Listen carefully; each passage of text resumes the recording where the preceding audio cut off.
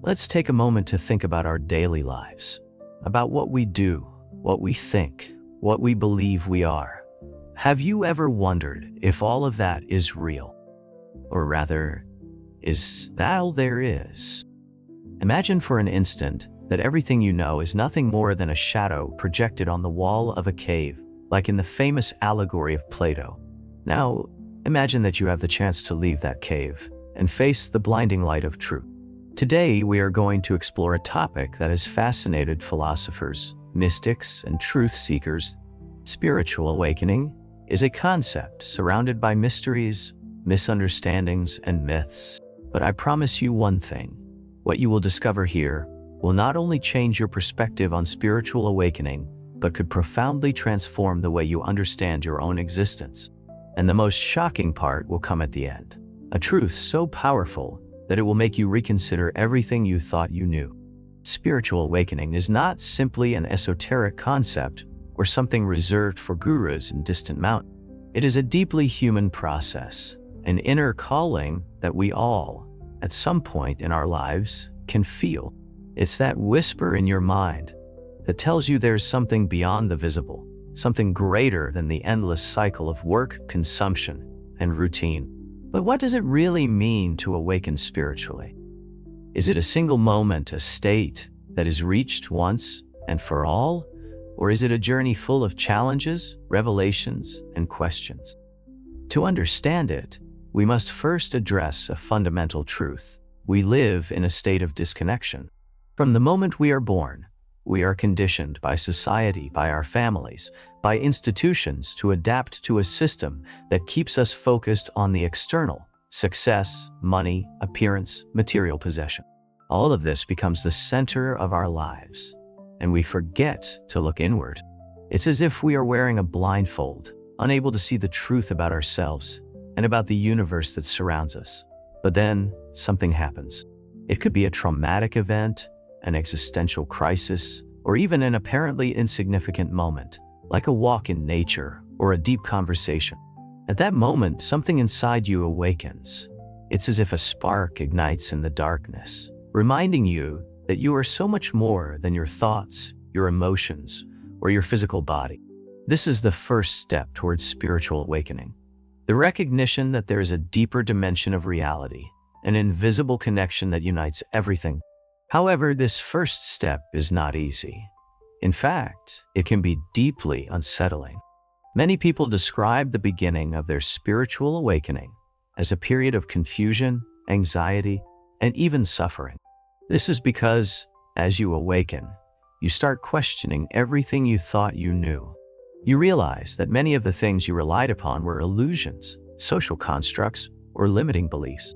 This process is known as the dark night of the soul, a term that has been used for centuries to describe the initial phase of spiritual transformation. The mystic poet St. John of the Cross wrote about this state in the 16th century, describing it as a time of profound loneliness and despair, but also as an opportunity to find true light.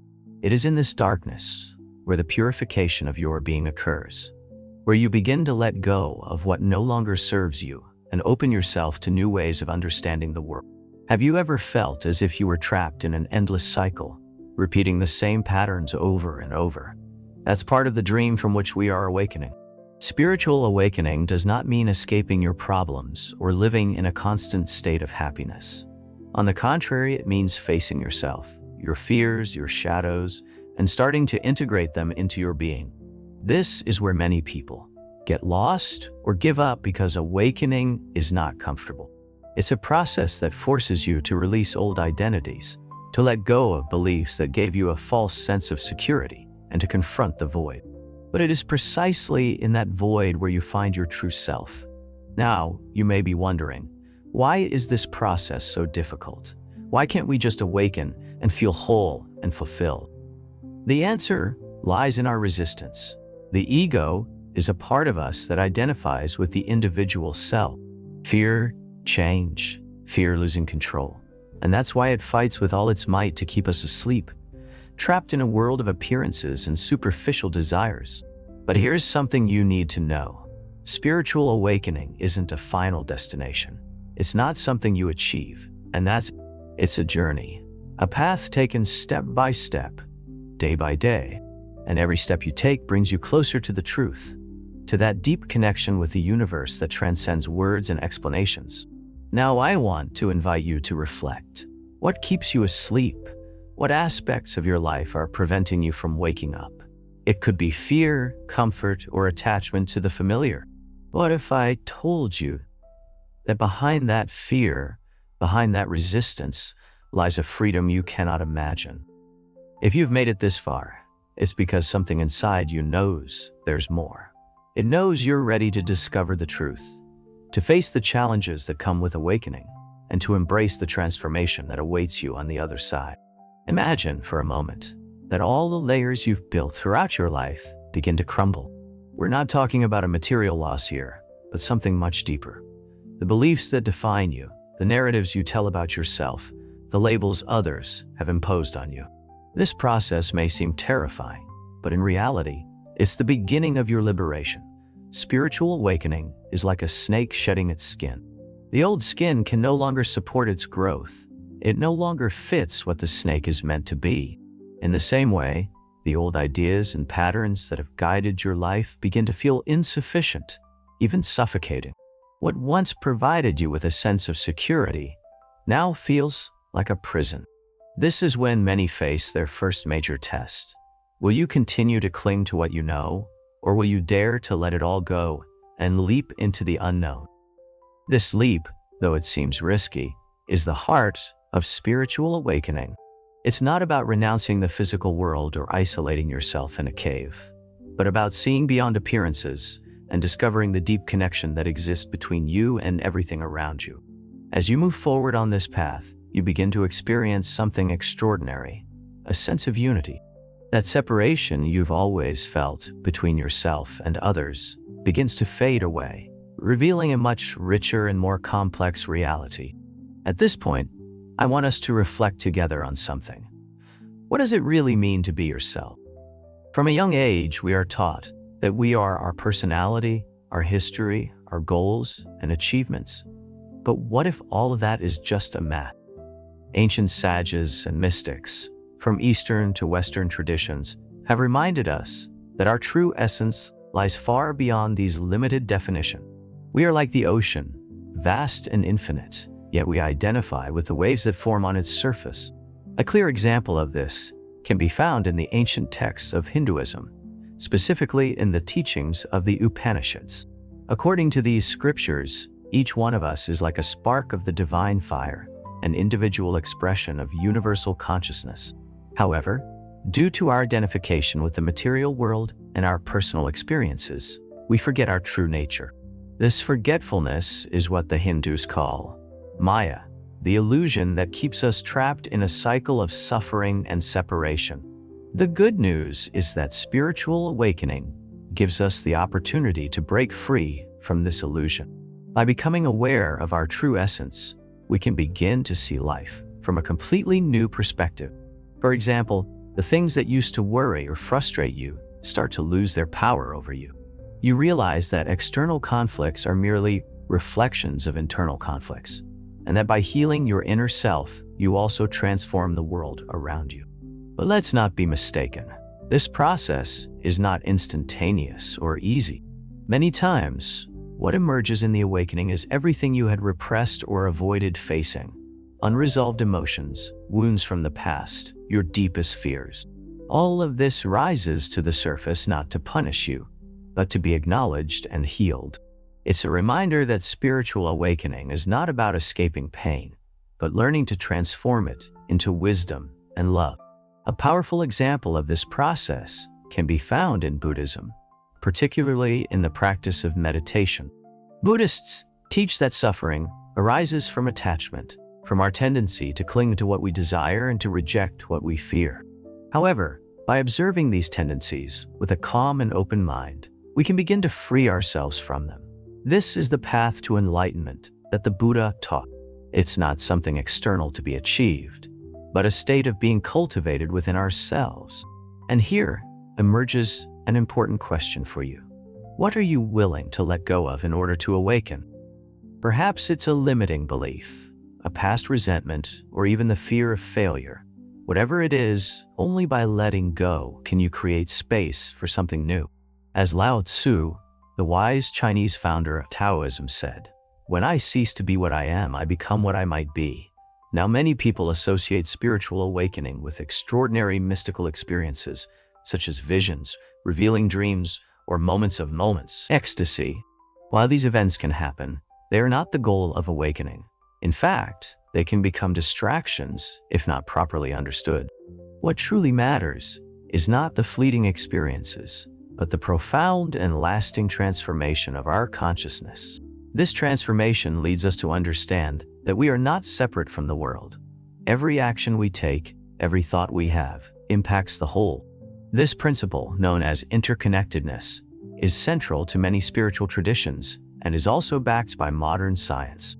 For instance, quantum physics shows us that particles are entangled in ways that challenge our conventional logic.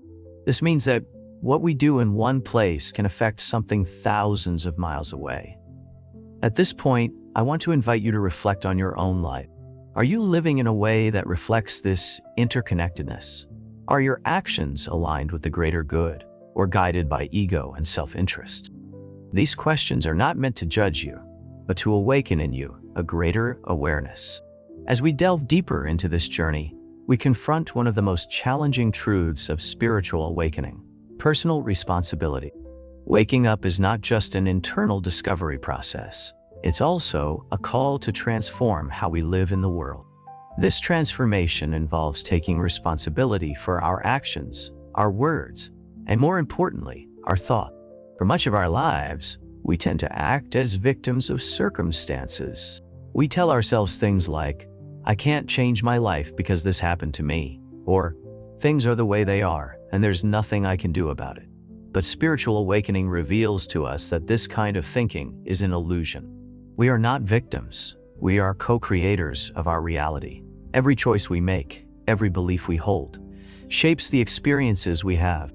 One of the clearest examples of this truth can be found in the teachings of Neville Goddard, a 20th century mystical thinker who emphasized the power of imagination. According to Goddard, our external reality is merely a reflection of our internal state of consciousness. If we change our beliefs and our mental images, we also transform the world around us. This idea resonates with many spiritual traditions, from Hermeticism to Buddhism, which teach us that the external world is a mirror of the internal world. But how do we begin to take this responsibility? The first step is to observe our thoughts. How often do we allow our minds to drift toward negativity, judgment, or fear? These thoughts not only affect our inner peace, but also project energy into the world around us. As philosopher Ralph Waldo Emerson said, "You are what you think about all day." The next step is to cultivate mindfulness. This doesn't mean forcing positive thoughts, but rather being aware of what we are thinking and feeling curious about where those thoughts come from. Many times, our negative beliefs stem from past wounds or messages we've internalized since childhood. By becoming aware of these roots, we can start to free ourselves from their influence and rewrite our internal narratives. As we progress through this process, something remarkable begins to happen. We become more present. We stop living on autopilot, reacting to circumstances, and start responding from a place of peace and clarity. This state of presence is one of the most precious fruits of spiritual awakening. It allows us to experience life with an intensity and depth that once seemed unattainable. However, the path to this presence is not without its challenges. One of the most common obstacles is attachment. We become attached to people, things, ideas, and outcomes, believing they are essential to our happiness. But as Buddha taught, attachment is one of the main causes of suffering. It's not about rejecting the world or living without desires, but rather learning to relate to everything from a place of freedom. A beautiful example of this can be found in the teachings of Taoism, which emphasizes the importance of flowing with life rather than resisting it.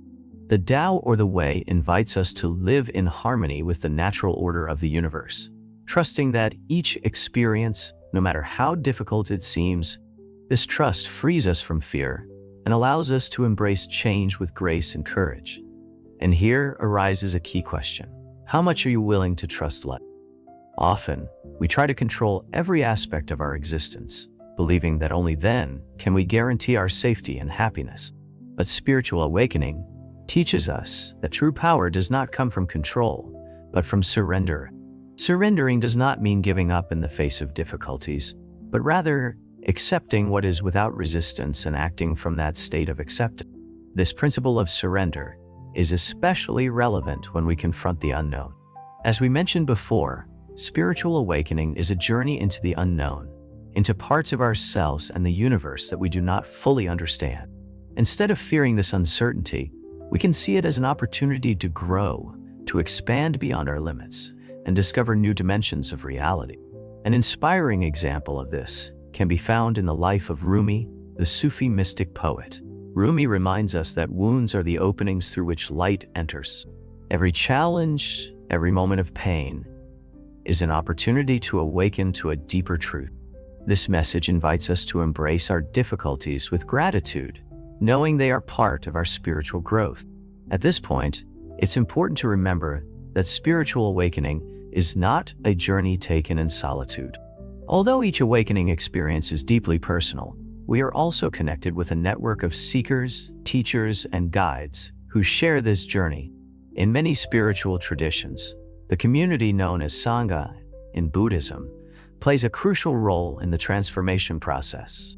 By sharing our experiences, supporting each other, and learning from one another, we create a space where awakening can flourish. Here's another invitation for you. Reflect on the people in your life. Do you surround yourself with those who inspire and support your spiritual growth, or with those who anchor you in old patterns? The energy of those around us has a profound impact on our path. Consciously choosing our relationships is an essential part of awakening. As we come to the conclusion of this reflective journey, it's crucial to explore one of the most important aspects of spiritual awakening. Once we begin to see beyond the illusions of the ego and the distractions of the world, the question inevitably arises, why am I here?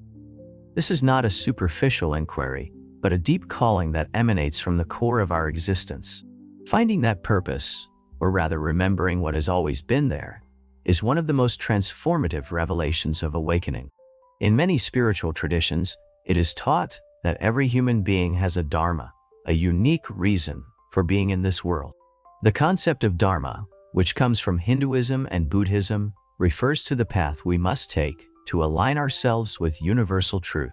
However, this purpose is not always related to grand feats or external achievements. Often, it is about how we live our everyday life, how we treat others, and how we manifest our essence in every small action. As Saint Francis of Assisi said, "Start by doing what is necessary, then do what is possible, and suddenly you will find yourself doing the impossible." But how do we discover our purpose? Spiritual awakening provides us with clues, signals that often come in the form of intuition, synchronicities, or a sense of attraction to certain interests or paths. However, it's important not to confuse purpose with external expectations. In a world that highly values productivity and material success, it's easy to fall into the trap of thinking that our purpose must be something spectacular or recognized by others. In reality, your purpose is simply to be the most authentic expression of yourself, and from that place, to impact the world in ways you may have never imagined. A powerful aspect of awakening is that it teaches us to redefine success. It's no longer about accumulating things, titles, or recognition, but about living with integrity, love, and compassion. This perspective is beautifully illustrated in the life of Mahatma Gandhi, who said, "The best way to find yourself is to lose yourself in the service of others." This service doesn't necessarily imply grand acts. It can manifest in how you listen to a friend, how you care for your loved ones, or how you contribute to the well-being of your community. Moreover, purpose is not something static. Just as life is a constant flow, our purpose can also evolve. What gives you meaning today may not be the same in 10 years, and that's okay. Spiritual awakening teaches us to embrace this evolution with openness and curiosity, trusting that each stage of our lives has significance, even when we don't fully understand it at the moment. In this process, we also begin to grasp the power of gratitude. When we spiritually awaken, we realize that life owes us nothing. Every experience, every breath is a gift. This realization transforms the way we interact with the world. Instead of constantly seeking more, we learn to appreciate what we already have. This shift in perspective not only fills us with peace, but also opens us up to receive more blessings, as Meister Eckhart, the Christian mystic, once said, "If the only prayer you ever said in your entire life was, 'Thank you,' that would be enough." Another crucial aspect of spiritual awakening is our relationship with time. Before awakening, we often find ourselves trapped in our minds, constantly reliving the past or anticipating the future. This state pulls us away from the only moment we truly have, the now.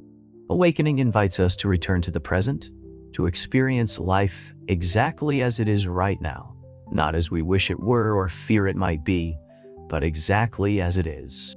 This presence not only frees us from unnecessary suffering, but also allows us to experience the depth and beauty of life in its fullness. However, living the present does not mean ignoring the past or the future. On the contrary, awakening helps us reconcile with our past, learning from it without getting trapped in its shadows. It also allows us to plan for the future, but from a place of trust rather than anxiety. This balance between acceptance and action is one of the most precious gifts of awakening. Now, I want you to reflect on something. How many times have you postponed your happiness, waiting for a better moment? Perhaps you thought, "I'll be happy when I get that job, when I have a perfect relationship, when I reach a certain goal." But awakening teaches us that happiness is not in the future, but in how you choose to live this moment. True fulfillment does not depend on what you have, but on how you perceive and value what is already here. Finally, we come to the deepest and most transformative aspect of spiritual awakening, love. But we are not talking about the romantic or conditional love that we have so often idealized. This love is unconditional, universal, and all-encompassing. It is the recognition that at our core, we are not separate from anything or anyone. This love is what moves the universe, what gives life to everything that exists. As the Apostle John taught, God is love, and he who abides in love abides in God and God in him. This love is not something we need to seek outside of ourselves. It is already within you, waiting to be remembered. When you spiritually awaken, this love begins to flow freely through you, touching everything you do and everyone you meet. It doesn't mean that you will never experience pain or conflict again, but now you can face them from a place of compassion and wisdom. And here I want to make one last invitation. Close your eyes for a moment and feel the life that beats within you. That life is the miracle you have been seeking, the mystery you have desired to understand. It is not in a distant place or a far-off future. It has always been here, waiting for you to recognize it. This is spiritual awakening, remembering who you truly are, embracing your purpose with love, and living each moment with the fullness of someone who knows they are part of something much greater. And now I ask you, are you ready to take the next step on this path? The answer is not in me or anyone else, but in your heart. Thank you for watching.